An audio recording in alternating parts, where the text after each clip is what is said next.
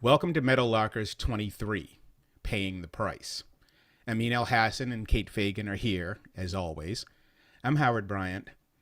And Brittney Griner, the two-time Olympic champion, WNBA champion, three-time Russian League champion, four-time EuroLeague champion, and one of the most recognizable faces of women's basketball, is currently being detained in Russia for possessing what authorities described as significant amounts of narcotic substances. Published reports have said Griner was carrying hashish oil in her luggage following a flight from New York to Moscow and could face a prison sentence of 5 to 10 years. Griner has been in Russian custody since late February, and with the Russian invasion of Ukraine as a backdrop, Griner's situation is not only a legal case, but a political one as well. Several U.S. officials have suggested that arrests such as Griner's could be used by the Russian government as leverage as tension between the two countries rise. According to CNN, California Representative and member of the House Armed Services Committee, John Garamendi, said relations between the two countries are, quote, non-existent, end quote. Outside of being in Russian custody, Griner's whereabouts at present are unknown. There are so many questions, but a central baseline of Griner's situation is economics. The wages of women's professional basketball force female players to play around the world year-round after the WNBA season is over, and Russia is one of the highest-paying leagues in the world. In addition to so many other details, it is unclear what advice female players have been given in terms of travel advisories as tensions have increased. But now, a high-profile American is in the middle of an explosive international situation that could not be more serious. The Griner story only intensifies the economic disparities women face in sports. Over the past several years, the women's U.S. national teams in ice hockey and soccer have sued their governing bodies for equal pay. In tennis, which has some of the highest prize money among women's sports, equal pay at Grand Slam events was the product of decades of pressure. Which leads us to last week, when Sports Illustrated broke a story of how the super-rich owners of the New York Liberty paid for chartered flights for their team. Guard Jasmine Jones said the Liberty owners treat them the same as their NBA team, the Brooklyn Nets. The WNBA responded to the perk of a team treating its players so well by fining them $500,000 and threatening to kick the Liberty out of the league. You see, chartered flights are a violation of the WNBA collective bargaining agreement. The Liberty, lavishing first-class travel on its players, created a massive competitive disadvantage against other teams flying coach whose owners can't, or won't, pay for their players to make the big league step of no longer flying commercial. The result has been enormous questions about balance and fairness in the league's growth, especially when the pandemic has devastated revenues and threatened the economic plan the league collectively bargained with its players. The men, well, they haven't had to deal with these economic issues in nearly 30 years.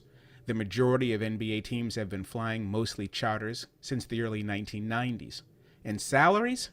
They've been healthy enough that, unlike Brittney Griner, NBA players don't moonlight anymore. The price of these disparities can range from the annoyance of not being considered important enough to fly private to the potentially life and death step of being caught in an international incident that, as of today, has no clear resolution in sight. Welcome, everyone, to Meadowlarkers 23. I'm Howard Bryant. We have Kate Fagan and Amin Elhassan here, our usual trio.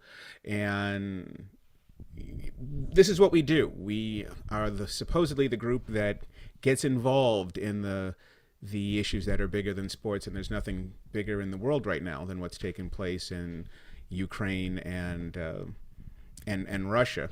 I mean, let's just start with you following this story. When you first saw the Jonathan Abrams New York Times story that said that an American player had been detained, and then we discover, I think later on, that it was Brittney Griner. First thoughts, immediate thoughts.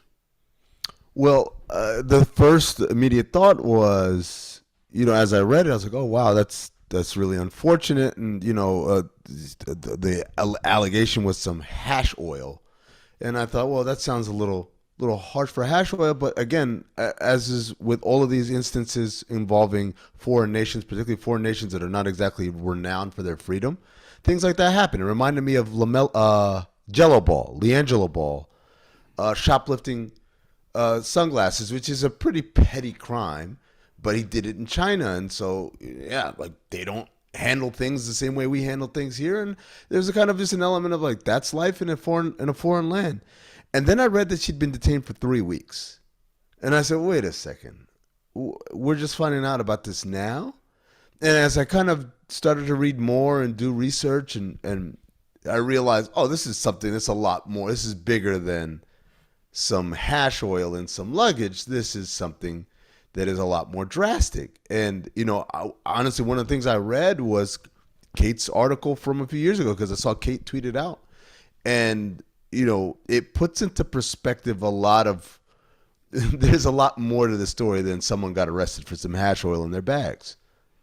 Kate. Yeah, I think when I first saw the Jonathan Abrams story, I mean, I was shocked for a lot of reasons. Let me kind of lay them out a little bit.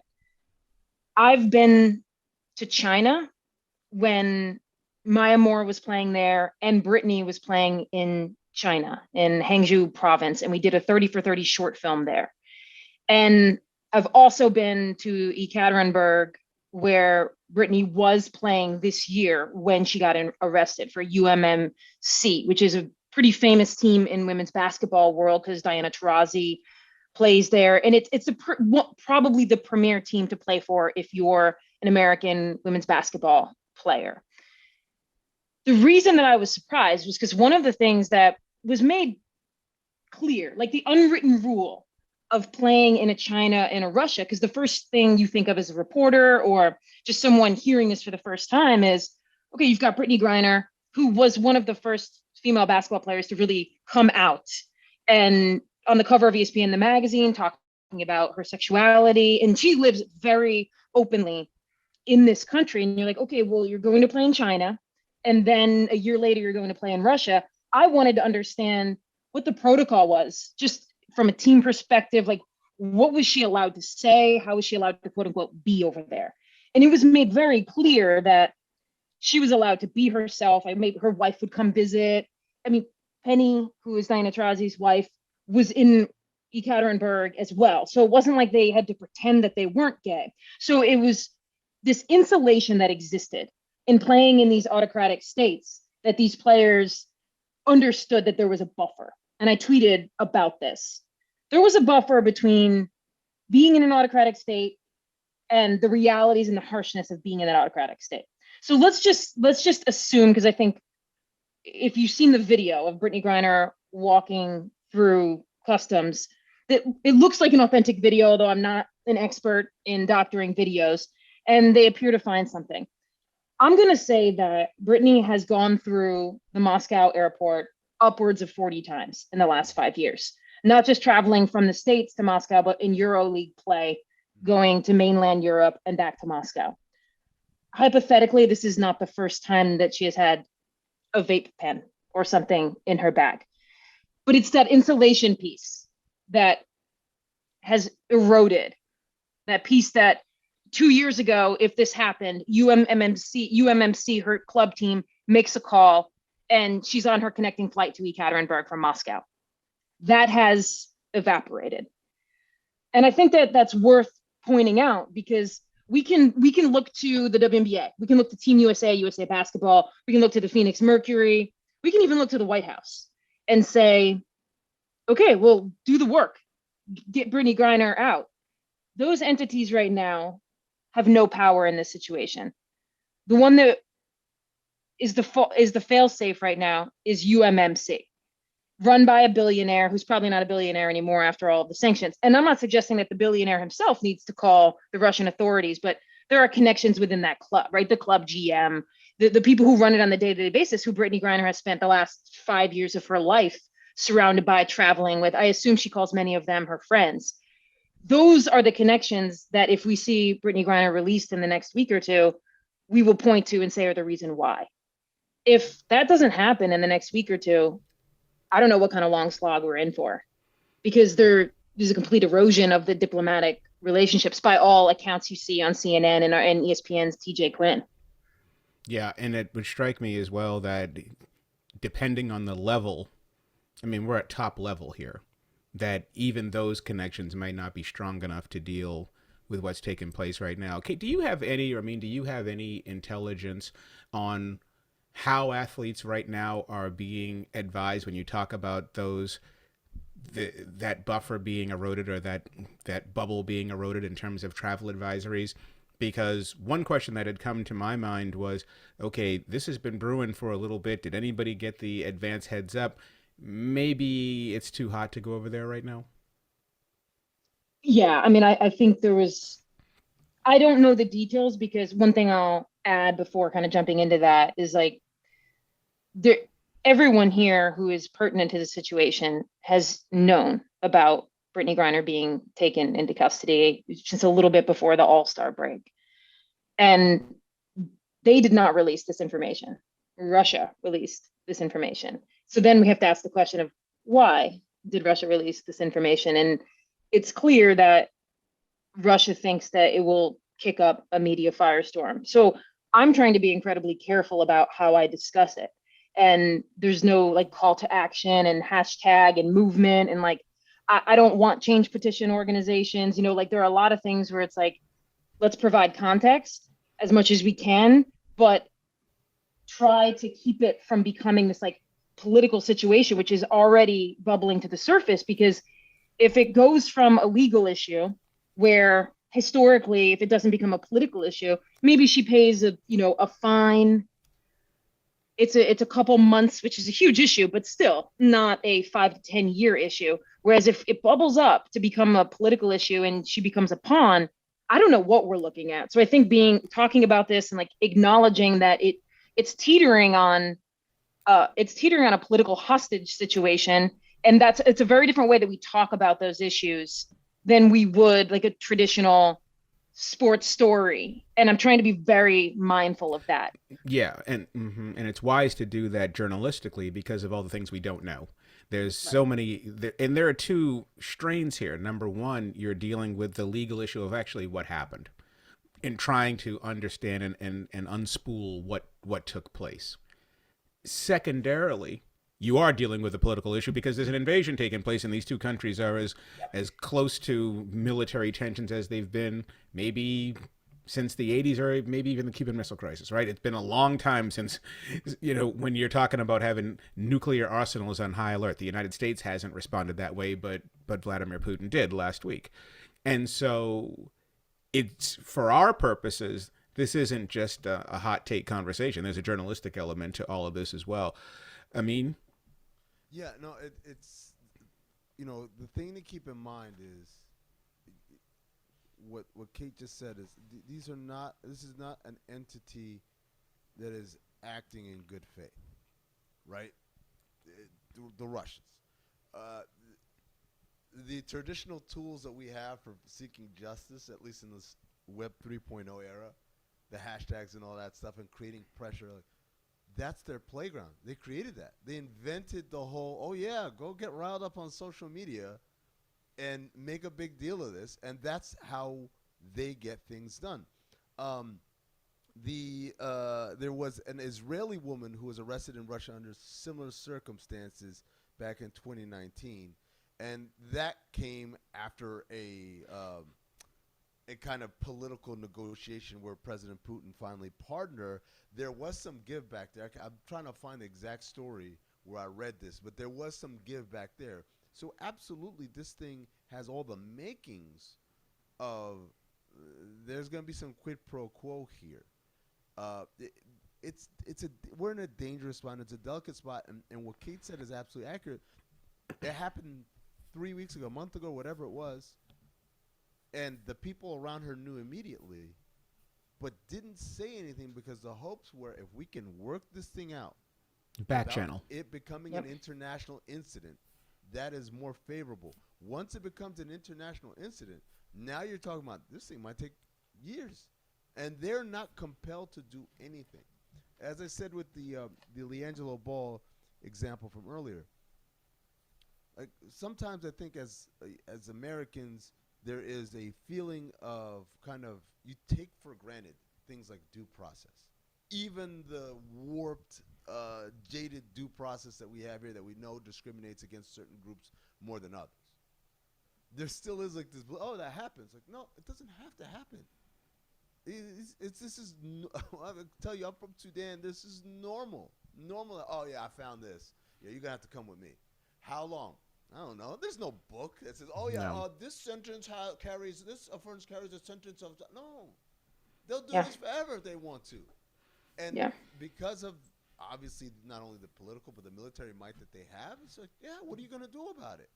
So, I mean, it is not an overreaction to feel like hell. Even the things that we say on this podcast might have an impact on the fate of Brittney Griner, and that's a scary thing to think about. It's like we're here, we're trying to inform, we're trying to kind of get deeper in the issue, and the reality is like we might be making things worse.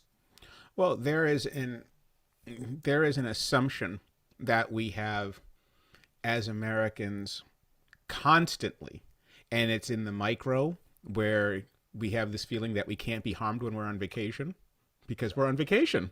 Yep. What could happen to us?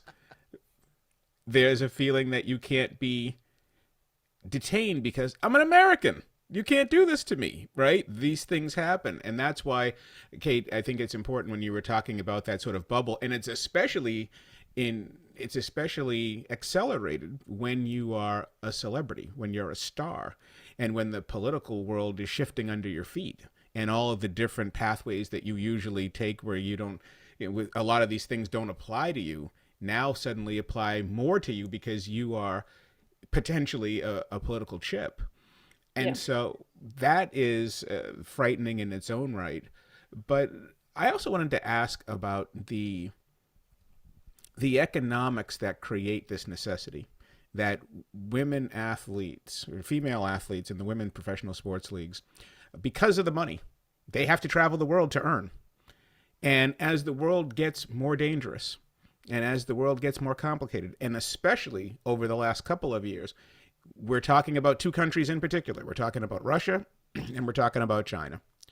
And what are the economic implications and also just the safety implications of having these women having to travel the world to earn, when these dynamics would be very, very different if they were making the type of money that most professional athletes make in this country on the male side? Yeah. Well, I want to get to that, but I think there's one more important point to make on Brittney in this situation is that having been to Russia 3 times, I behaved very differently there than I would behave at home. One time my wife was with me and we did not walk within 2 feet of each other in any place in public in Russia. And I think it's important to point out, given what we read right now about the motivation of Russia on many different levels for invading Ukraine, and one of them being this belief that gay rights are now proliferated and there's like a decay of this traditional form of what society is. And I don't think that there right now is a more all-encompassing human example of that than Brittney Griner, meaning she is a 6'7", openly gay Black woman who does not conform to gender stereotypes the way is expected in so many places. And I think that is important to point out in addition to what we're saying, because it does elevate the danger, I think, that she is in this moment, because she can turn into a political pawn faster if the higher ups, the powers that be in Russia start to see what she stands for in the US, then it becomes an even more dramatic representation of like the differences between the West and what Russia is standing for right now. I think that's an important point that is causing a lot of worry, in addition to everything else we're saying about like, where is Brittney right now? What does it mean to be in custody? Because I think there's the world in which we think she's in like an airport hotel, that's like a 3-star hotel and she's fine. And then there's a different reality of where she is right now. And I think I don't know how much more information we're going to get, because I don't think there's a lot of appetite to be like adding fuel to the storyline. Yeah, and there's go ahead, I'm sorry. Nope, that's it. I know I do want to pivot to that economic piece, but I do think we would be missing something if we didn't point out that part of her identity being a part of this story. Yeah, and absolutely. And I think on top of that, the other piece of this is we always have to be careful in this country thinking about our positions within these borders translating to everybody else's borders, and they don't. They don't always, or rarely they do. And I think we saw the same thing happen to a certain degree in China back in November with Peng Shuai, when everyone's talking about, where is Peng Shuai? And you have the hashtags, and so we're placing an American attitude on the culture of China, the government culture of China. And it was very interesting watching how this was going to play out, because their country is very, very different than this country. And so what are we, are we helping, hurting? There's an expectation about human rights and justice, but there's also a naivete that other countries act the way we act, or the way we expect them to act. I remember, to your point about being in Russia, when I was in Cuba a bunch of years ago, I remember before I went, our Latin American correspondent over at the San Jose Mercury was at the Dallas Morning News at the time, and he told me, when you go over there, make sure that when you're around official people, you speak in English. Your Spanish is good enough at first glance, because of the darkness of your skin, that at first glance, when people... as a local. Exactly. They're going to confuse you as a local, especially if you're hanging around the hotels, and especially if you're talking to white people, and if you're talking to white women in particular. So because there's, a lot of the Cuban men are trying to hustle the white women to defect. And so there's going to be, or to, harass them for money or whatever. And so he said, the number one thing I will tell you is, when you're around official people, speak English, so they know immediately you're an American. I've told the story before that when I moved back to New York from Sudan when I was 14 years old, we were in line passport control, and the one guy in the passport window on this side was talking to the other guy in the passport window on this side, and they were talking about their tax returns. Did you get your refund? And the other guy says, no, Uncle Billy got it for me this year. And it took me a second to realize he was talking about Bill Clinton. And I said, I literally shrunk, because the idea of, in the airport of all places, which is government activity central, someone would be talking in a less than savory manner about the president of the country. They're coming to drag his ass out right now. And it took me a minute to realize, they don't do that here. You can actually say things and make jokes and all that. So, yeah, these stories are they're not few and far between. There's a different reality when you leave these borders. One quick last question on this. Kate, you mentioned also that the owner of the club has gone through some financial strife recently, and he is I guess you would call a Putin surrogate. Is there any part of this that could be just that the guy isn't as influential and powerful as he once was to make something like this disappear? Well, the thing with this particular billionaire, he's the owner of UMMC, which is a mining company in Russia. Mm-hmm. And then underneath that, there's a bunch of sports clubs, including the one that Brittney plays for. So when I say the owner of the club, I don't mean the way we think of Mark Cuban. Right. It's not as if he's going to the games, he's making decisions.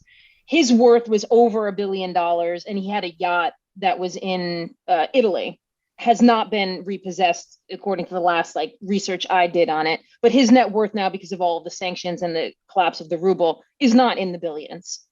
But I don't think he would have ever been the one who had not the wherewithal, but the motivation to even help Brittney. Even if this had happened 3 years ago, Got you. I mean, maybe, right? Maybe somebody in the club makes a call to him and then he makes a call.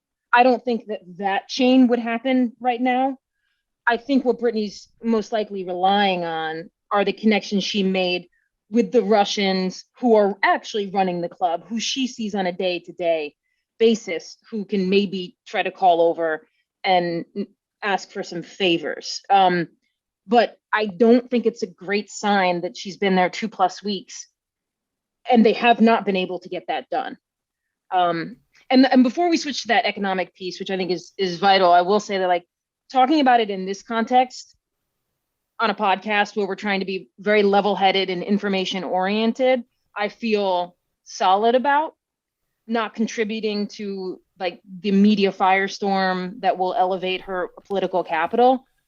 I would urge everybody on social media to lay off of, posting things in stories and like retweeting change petitions, the kinds of things, like you said. We have to ask ourselves the question: if Russia released this information and Russia owns social media, trending stories, and that world that we have seen over the last 5 years, then there's a reason why they released it for that outcome. And I think being able to talk about it in this way is one thing, but transferring it to kind of growing an energy around Brittney and hashtag free Brittney, I think we should urge against that.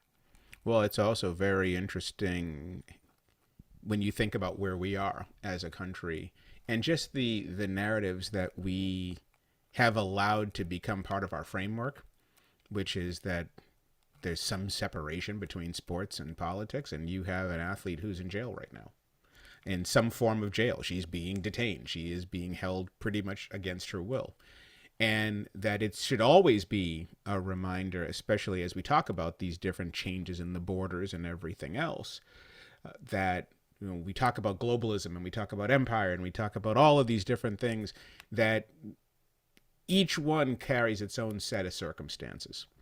And Amin, to your point, when you were talking earlier about being at the airport, I remember when I was in Cuba, and again, that same trip, and I was in the Hotel Ambos Mundos, and I remember being at a cafe, and when the locals wanted to talk about Castro, they never said his name.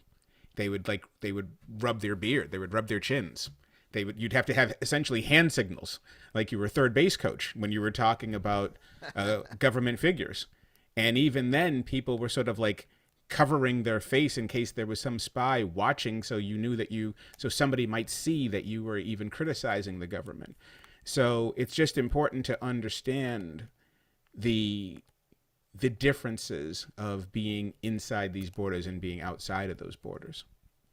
Yeah, I'll throw one more story into the mix. There is when I was in Russia, outside of Moscow, at a club called Spartak Moscow, and this was a team that Sue Bird and Tarazi used to play for. But I was there actually, Howard, for a tennis story, and trying to understand why this one tennis club had created more tennis stars than was normal for one single zip code, if you will. And we were in the tennis club, and I had a translator, a fixer, and we got stopped and they asked to see our papers. Not our passport, but like our official permit to be allowed to be at the tennis club. And we didn't have one, and so we went down to an office and we made one.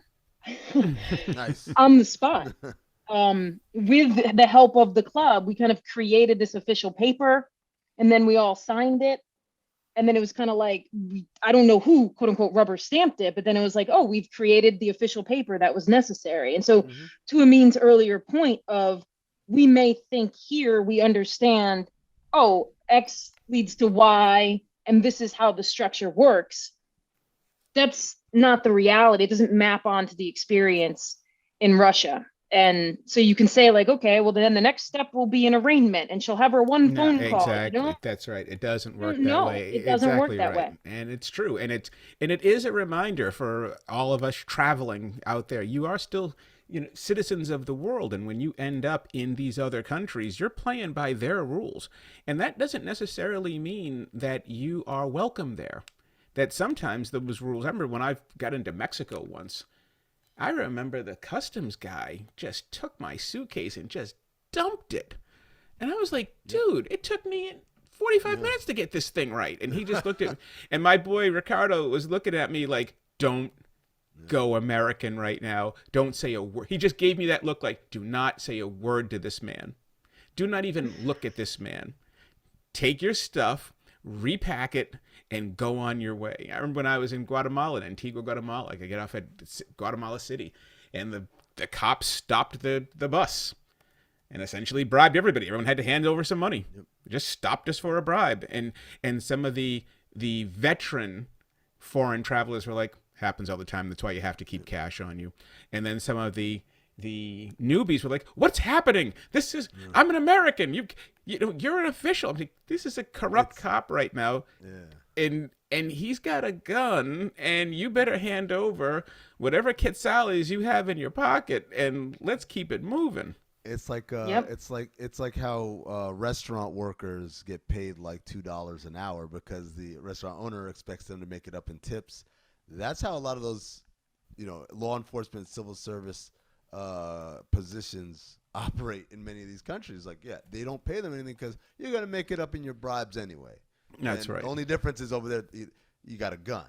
That's right. To make things happen. Right. That's right. Let's go back to the economics, because there's another story that's taken place the same week. Sports Illustrated broke that very, very interesting story about the owner of the New York Liberty, Joe Tsai, and the trips to Napa and the chartered planes for the Liberty, all the things that the gilded on the men's side take for granted. Of course, we've got a private jet. The players have their own jets in many circumstances. And so what are the financial implications in terms of, I am a female professional player. I'm Sue Bird. I'm Diana Taurasi.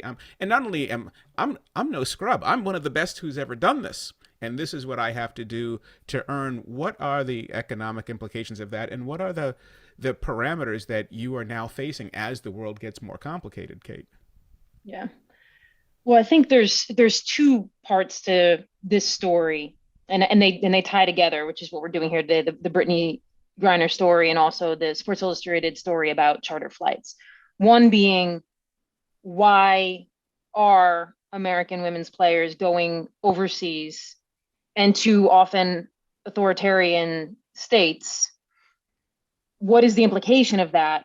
And then on the backside of that, how far away are we from a WNBA that can fully sustain their financial world so that they don't have to be going overseas? And that charter story is like a part of that second part of the question.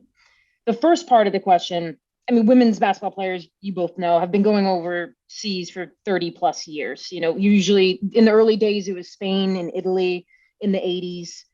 And and Australia has great leagues, Italy, Poland, all of these places have strong leagues. But over the last 10 years, the leagues in China and Russia have become the premier money destination. And it's not divested from the fact that they're authoritarian. And by that, I mean that there's like a delicacy to Western basketball over there. China sees American basketball. I mean, you know this, Amin, from if you've ever followed, whether from afar or in person, an NBA star going on a tour of China. I mean, it is huge. I mean, there was just thousands of fans swarming everywhere. That's not the same thing for women's basketball, but it's not far-fetched that they fill arenas there for women's basketball. Right. Maya Moore was a huge draw because they will pay a premium to say that they have the best of something American. Right. And that does exist and is part of the driving force of why it is you can make better salaries in China and Russia than, say, Ireland or England in some small leagues. There's another angle, and this is one that I'd heard in the past, but it didn't really, I don't think I really understood as well as I do now. And I saw Henry Abbott, who's done a lot of work particularly following Russian oligarchs and their connections to American sports, where Henry asked a WNBA player who plays over there, like, how is it the salaries? How is that disparate? How are they able to pay so much more in Russia than we do here? And the player laughed and said, "You don't know?"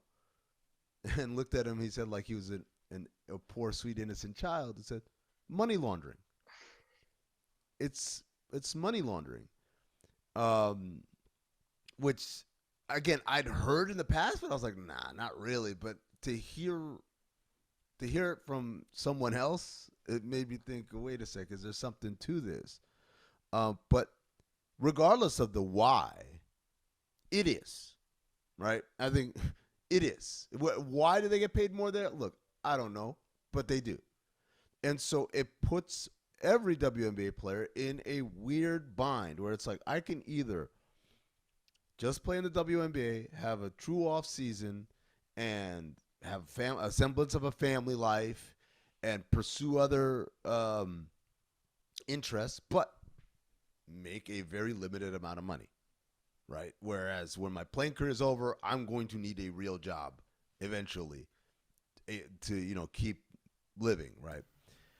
Or I can do this weird 11.5-month season where my body is nonstop being put through a grinder, and I don't get to connect.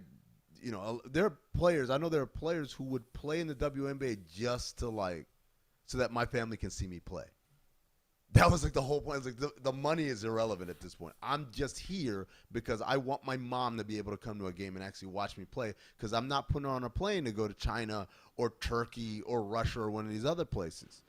And that's a tough spot to be. But at the same time, the economics of the WNBA make it so that it's really hard. Part of it is it's really hard for some of these ownership groups to pay players, quote unquote, what they're worth, especially recently as we have more and more WNBA specific owners who are not like, I also own the NBA team, or I also own some other large sports organization. The other part of it is, and I truly believe this, when the NBA came up with the WNBA collective bargaining agreement, they said all the mistakes we made over here, we're not making here. So soft cap, get the hell out of here.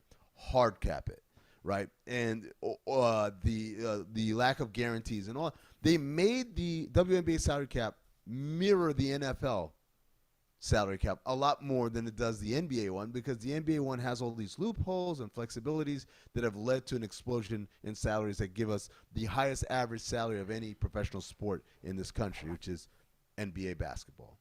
Yeah, and the top salary in the WNBA is what, $219,000 a year? And that's just because of the most recent collective bargaining agreement. I mean, it had huge previously leap. been 117 or something like that, or right, 125 or so. 125, yeah. Yes. And so this story is sort of fascinating because in our mindset, we always think that the athletes are making tons of money. And we always think that they travel first class, and we always think that they're eating at the 5-star restaurants and that they're Ruth Chrising it every single night. And here is the New York Liberty, the only team in the league where you have the owner essentially say, we're going to charter. And it wasn't even a full season charter. It was several trips. And they were fined $500,000,000. Ooh, yeah. Right? And were threatened essentially with being kicked out of the league, because what they were doing was that they were in violation of the CBA because they were creating a competitive disadvantage for one team when the other teams weren't paying in that. But they were also, really, the penalty was for messing with the economic structure of the game and forcing the structure of the game to either shift or to have this great imbalance. Even though, when you go back historically, there have always been rich teams. I remember when I was covering the Oakland A's in the late 90s for the San Jose Mercury News, the A's players used to complain that their team jet, their charter, couldn't get across the country. They had to refuel in Kansas. Whereas the Yankees and the Red Sox flew across country. Their charter had enough gas to get across the country if they had to go play on the West Coast. And so, but for the WNBA here, this is a big deal, because what you're really talking about, especially in a time of COVID, is the league saying, we cannot allow this imbalance. And I took it also as them saying, we don't necessarily want to. There's a certain faction of owners who are saying, you're going to force us to spend at a level that we can't or we won't. Yeah, I think it's important to note that like two things can be true here, I can believe two things. I both am pleased that Joe Tsai did this, that he was willing to push the envelope, take the fine, whether or not he knew he'd get the fine. He was willing to do that and support his players and put them on charters on occasions where he deemed it necessary. I can both support that and support the WNBA's response, which is, okay, you push the envelope and you've created a conversation that is necessary for the future, but not necessarily right now. And I support that as well, because if you look in history, it is littered with women's professional leagues that have folded. And one huge reason they've folded is because they've spent too heavily early on in their iteration. And the fact that the WNBA still exists after 25 plus years is a huge accomplishment. And there's a lot of reasons for it that we don't need to get into. But I both support Joe Tsai doing it and support the WNBA's response, because the easy thing to say is that the owners who love and believe in their clubs are willing to charter. The Mark Davises, the Joe Tsai, they're the owners we want in the W. The reality of it is that the clubs that have produced championships and consistently fought for their place in this league are also the ones who can't charter right now. Right. The Seattle Storm, Yep. the Minnesota Lynx, who have ownership groups of local women often who have fought for this place in the league, are also the ones who can't spend $5 million this season to charter. And they're the ones saying charter might not be where we are right now. Yes, and also let's look at it historically as well. The WNBA is 25 years old, right? Mm-hmm. 25, right? 25 plus. The 96 25 was the plus. first year. So 96. 26. Okay, 26, so yeah. 26 years. The NBA was founded in 1946. And they were in the league, they were 40 years before the first team chartered full-time, and it was the Detroit Pistons with Bill Davidson in 1987-88. 40 years. Yep. So Kareem, Bird, Magic, Walton, Dr. J, they all flew commercial. Right. And so as much of a perk as it is, and as much as we just assume that there's huge money everywhere, I think it's also important to remember that these other sports took a long time to grow. It took a really long time for them to get to a place where these things become normal, where they become standard. What we're talking about here is the fundamental building block of a sports league, right? Or sport leagues as we know them here domestically. Internationally, they have no problem with, we have 3 or 4 super duper clubs that make billions of dollars, and then everybody else exists as a feeder system. And every once in a while, you might rise up from the ranks and challenge that one year. That was a great year for Brentford FC or whatever. But the reality is the most of your time is you are nothing, you spend nothing, you have nothing. And You're the generals. Your hope is to find that one 6-year-old who lives in your neighborhood who becomes a prodigy so that you can raise him, groom him or her, and then at some point sell them to a bigger club, and that transfer fee will fund us for the next 5 years. That's how sports are in other countries for the most part.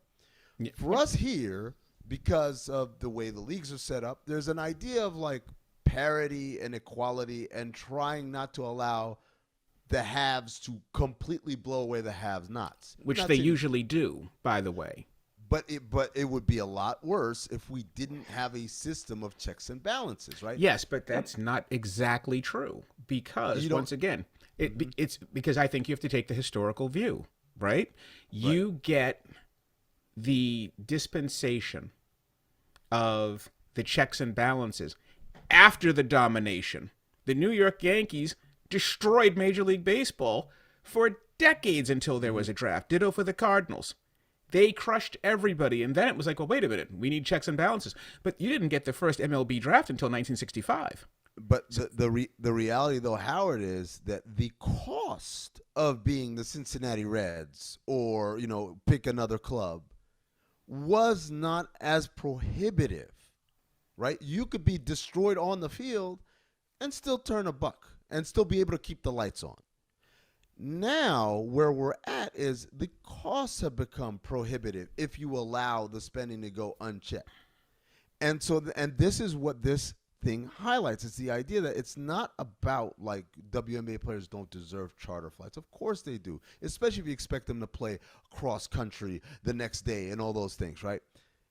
The reality is what we're talking about is, man, if I allow one club to spend like this, then it alienates the other clubs. And if I take some, I know they mentioned Howard Megdal, the writer, had mentioned that there was Joe Tsai brought a deal to the table where the charter company was willing to exchange sponsorship of the league in exchange for 3 years of free charter for everybody. Which is essentially, yes, and that is the 5-1 arm. That's the housing crisis. Yes, right there. Right. When that 3 years goes, what's this gonna look like? Yeah. And what Kate said, it's funny because I see the reaction online, and some of them are just from fans. And I always say this: fans are fans. You're allowed to be dumb. You're allowed to, yell whatever you want in the heavens. But when I see media people or people who are in the industry say, well, I don't know why I didn't do that and whatever. I'm like, you guys, like, it's not your money. That's why. Well, and the idea that who they're arguing against in their mind, these evil rich owners who don't care about women's basketball as much as. But the reality is what Kate said. Many of the owners who are incapable of doing this are the ones you should be championing. These are the people who, when the Sonics left, said, no. The Storm will stay in professional basketball in Seattle, and we're going to keep it here, and we'll find out hook or crook. And we'll play in this arena that the NBA considered obsolete, that right now is back to being a wonderful venue that wants an NBA team there, right? It's the Lynx. It's all of these people who are like, these are the people we should be supporting as people who, hook or crook, found a way to make professional basketball for women work and stay and thrive and not just be here to say we're here, but we're going to compete. We're going to win championships. We're going to have MVPs. We're going to have the best of the best here. Well, and it's going to be a business, and it's not going to be a charity where we're doing you a favor. Well, Yeah. I think the other piece of that too is when you're looking at those teams, right? You also have to have that hell moment when you go into those board of governors meetings, and when you sit down and go, we can't afford this. It's the two things can be true piece that Kate was talking about. Yeah. And I think sticking on this economic piece, we've been looking historically at, you mentioned the Cincinnati Reds or other clubs on the men's side who at times have financially struggled. The difference between that and the W or the women's side is that you don't often hear people, fans, media say, well, they shouldn't exist at all then. Well, right? that's It's usually like, okay, well, that's because the structure's wrong.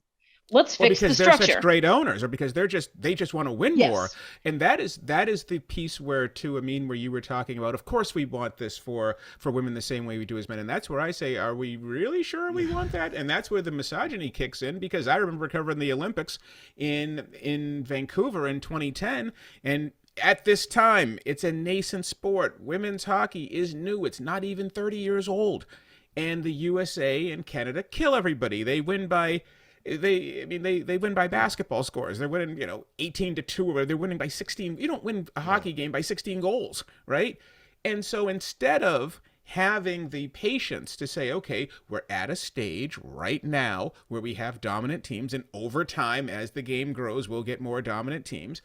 The IOC came out and said, well, if you ladies aren't more competitive, we're going to just wipe the sport out, which is the same thing we heard with Gino, and we heard it with UConn. Oh, well, women's basketball is garbage because UConn wins every single time. Well, they're not winning all the time now. Yeah. All of a sudden, the UConn dynasty, they don't look, I mean, I know Paige Beckers was hurt and the whole thing, but they're still not crushing everybody the way they used to. To be fair. This is the, go ahead. I was going to say, but this is the same thing that we had in 1920 or 1930 to 1960, people loved the fact that the Packers were always great. Nobody said the NFL can't exist because they're so damn good. I was going to say, to be fair, in 92, the IOC did threaten to eliminate basketball, men's basketball, because the Dream Team was just too dominant. It's like, look, no one's going to give them a run for their money. Why are we even doing this? I think that went away within 10 years. Yeah. One important thing on this idea of the future of charter flights in the W, or just looking at the W as a league that we happen to have in our modern times that's in a growth stage that none of us were alive for to look at when it came to baseball. I think that's really interesting that we can look at the W as just a business model right now, and a young business model. I do think that there is a world in which 5 to 7 years from now, the economics for charter flights do make sense, because we are just now seeing the WNBA and women's sports in the NCAA being allowed to test the market independent of being bundled with men's sports. I think casual fans need to realize that the WNBA deal rights have never hit the open market separate from the NBA deal rights. They've been packaged with a wink and a nod to ESPN for 15 plus years. And women's sports is always usually just assumed we're not going to get anything for this. So if you just throw in a couple extra bucks to the Coca-Cola deal for the men's tournament, you can have the women's tournament too. Yeah, be grateful. I do believe we are going to start to see those become disentangled, hit the market on their own, and we will at least have some data then on the value in an open market, independent of being bundled, what the WNBA deal rights are like, what the drink sponsor rights are like, and we will have a data point. Yeah, and it's important also to remember as well. Sorry, Amin, yeah. I was going to say, go ahead, Amin. No, I was just going to ask Kate a question. Why do you think they've always bundled? Why do you think the idea of separating the two hasn't happened until now? Well, I think there's been the assumption that you're not going to get anything for them. Survive without them. And you also have a structure in most places where no one really knows the product. It's a toss into everything. If you look at the NBA level, they're selling the NBA and it's like, oh yeah, we have the W. Just include them in that. We don't want our own. We don't want to have to actually unpack the value of it. So I think it was twofold. There was probably a time where it was better to do it that way. You might have gotten more. At least you got something. I don't think that holds true anymore. And I mean, I know at least the data points we have are that it doesn't hold true on the occasions that they've been separated and sold on the open market themselves. Well, it's almost like a breakaway republic. At some point, we've been colonized for X number of years, and now we're ready to become independent. Now we're ready to actually do this on our own. And I think it's important, one thing as we start to close this, I think it's important to have that historical perspective when you look at the creature comforts and what it takes to actually run a franchise and what the players go through. It wasn't until the 80s and the 90s in baseball where you didn't room anymore, but you got single rooms. It was a negotiation in the CBA. We don't want to have roommates on the road anymore. That we want to negotiate our meal money. We're going to negotiate all of these different things that are workplace questions that we assume have always been, as we said in previous episodes, that they used to be, that they've always been stone tablets. They haven't been. They have grown over time as the business has grown. And this is an example in the WNBA of one moment in time, 10 years from now, 5 years from now, we'll be having a different conversation. Amin, final thoughts on this? Oh, well, I mean, I just think that it's what we've all been talking about, which is it's a steady growth. And sometimes people don't want to hear that. They don't want to hear steady growth, and especially if you've been waiting for a while. But the reality is, it's hard to compare when and actually, let me take a step back. We shouldn't be comparing. It's one of my biggest pet peeves when it comes to WNBA basketball. The constant comparison, whether it's but it's not the NBA, or the opposite of where you see this, WNBA supporters will compare and contrast. I can't believe Liz Cambage makes this, and Harrison Barnes is making 100 million times more. Yeah. The more you keep the conversation in that box, the more it will never allow the WNBA to grow to what it's supposed to be, which is its own sport. So this is another example. We talk about charting and why do they chart? Well, like, there's different economic realities, and I'm not talking about because the NBA gets these ratings and WNBA doesn't, whatever. I'm talking about going back to the ownership groups. If you want to support women's basketball, you have to make sure that the people who actually are putting their 100% into it can keep doing it. Final thoughts, Kate? I think what Amin said is absolutely right. I think there can be a disconnect where someone says, I can't believe, like you said, I can't believe Liz Cambage makes this. I have never talked to a WNBA player who thinks they should make the salaries of NBA players. I think it's a straw man that gets built so that every casual sports fans can be like, that's ridiculous. Right. Of course they shouldn't. No WNBA player thinks that. All they're simply asking for, all right, maybe there's one or two who are like, I want to make 10 million. Not what they want to make. After we're done.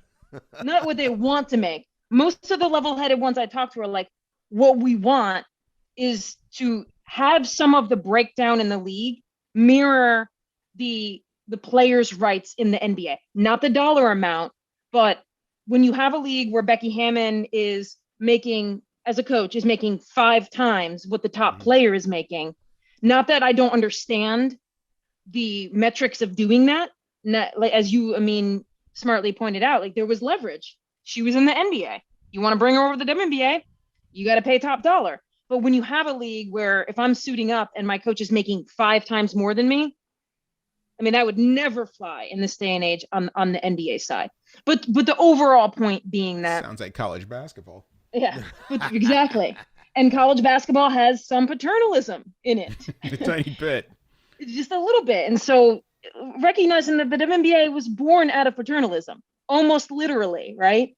Right. And that those echoes still exist. And you see echoes of that in this charter story. You've got women's groups who can't do charter flights and are fighting to keep something that they consider beautiful and sacred to them alive. And you've got also the other end of it, which I support, which is like, all right, I'm coming in with we need FU money in the WNBA, but it's going to be that tug of war to say we can't go all the way to what the billionaires can do on this front because the league can't survive. It's got to be incremental steps. Indeed, and that is the thing, and I think that and it's good to have the conversations underlying it because there have been and there are always going to be this somewhat this double standard of why are we giving resources here and there. You have to keep everyone accountable as well. There are economic reasons, but there's also a lot of people that just don't want this to survive, so it's good to stay on them as well. This has been a good conversation. We're gonna see what happens over the next several weeks in the Brittney Griner case, and we just we're